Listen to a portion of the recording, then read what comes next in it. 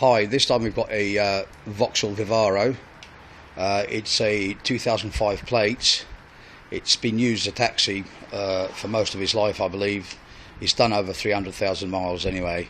It's a 1.9 and the engine code is F9Q760. Originally this vehicle came in for a engine swap because he was travelling along the motorway and two of the conrods decided to make a personal appearance through the side of the block. Basically the engine blew up, so the customer supplied us with a second-hand engine which was fitted here, not by me, but anyway it was fitted here, and we've had all sorts of problems with it since then. I'll try and take you through the stages that we had to go through. Originally the engine was fitted and it wouldn't start. It was just found the camshaft position sensor plug hadn't been plugged in to the camshaft sensor, so we plugged that in and the engine went straight away. So I thought, okay, job done. It was taken out on road test and broke down. Went and towed it in, and then it started, and every time it started we'd have it running in the yard for ages. But as soon as we took it out on road test, it let us down again. It just broke down, just simply cut out, and that went on for quite a few road tests. We simply couldn't find anything wrong with it. Scanned it for codes. There was multiple fault codes. There was codes 1816, which says preheating relay circuit, 1826 heater plug circuit. None of those still would prevent the engine from running.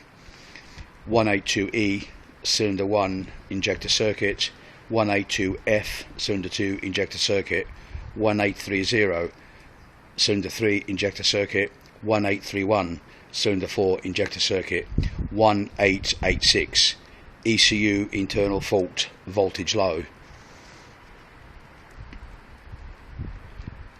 We clear the codes, or I clear the codes, and the only codes that come back was the 1816 for the preheating relay circuit. So that told me, well, there's no hard faults there. So we'd start the engine again, have it running in the yard for about an hour or so, no problems, everything seemed normal. Take it out on road test, and yet again it breaks down. So what is it?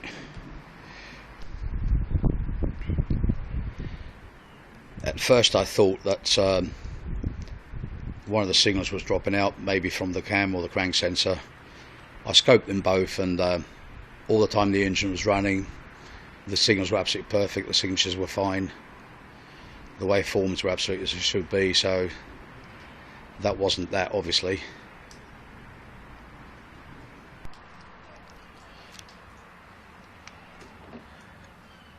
Like I say, this one has had us foxed on and off for a couple of weeks.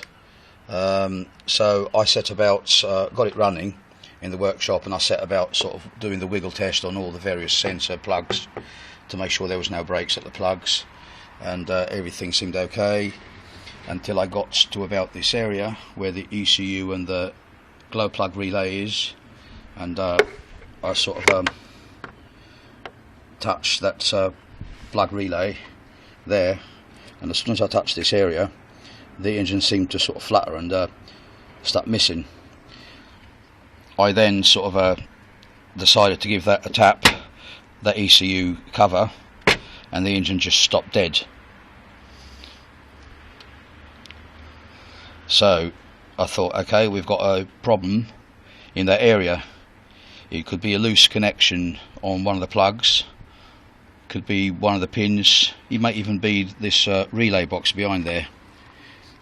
So what I did next was to separate take the ECU out of its place and get the engine running and tap it to see if I can reproduce the fault, or at least isolate it from the fuse box. Rattled the fuse box about, it made no difference whatsoever. Banged on the ECU, made no difference whatsoever. Checked all the pins, they were all okay, and then it wasn't, and I thought to myself, well, what else could it be? And just by luck I sort of looked a bit further down the loom and found that it had been rubbing on this casing on the inside, and it rubbed through some wires, and obviously when the car went over potholes or bumps on the roads, that would vibrate and cause the problem. I'll see if I can get it to reproduce the fault. Basically what it is, when I bang it on here, there you go, that's what happens, it cuts out. So we'll have that off and see what I found. To remove this cover, you'll have to remove a couple of security screws. I'll show you them in a minute, and I'll show you what I used to remove them. And there's also other Torx head screws.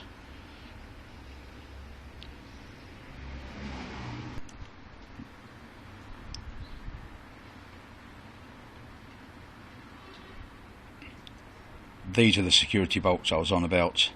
They've got a slot on top that's designed in such a way that you can do them up with a screwdriver, but if you try to undo them, the screwdriver just rides off of it and you can't do it that way.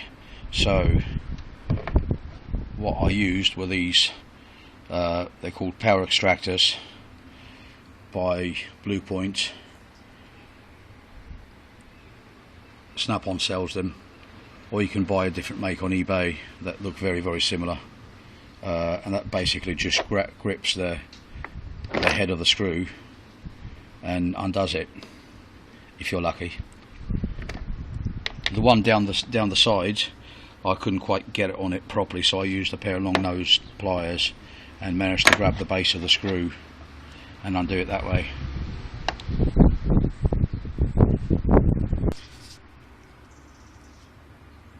Right, I'll try and show you those wires that were shorting out, and it's the plug with the thick wires, and as you can see there's one, two, there's also the white with a black tracer that's got a break, and there may be some others. What I'll do is I'll repair those and then update you on it.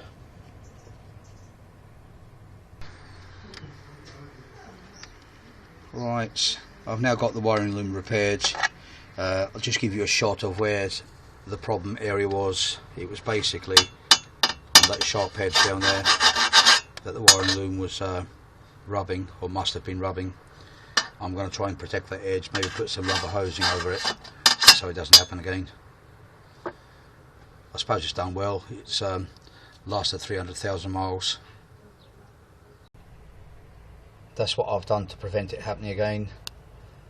I got an ordinary piece of garden hose, split it down the middle, slid it over the ECU mounting bracket or cage, and held it in there with 2 cable ties.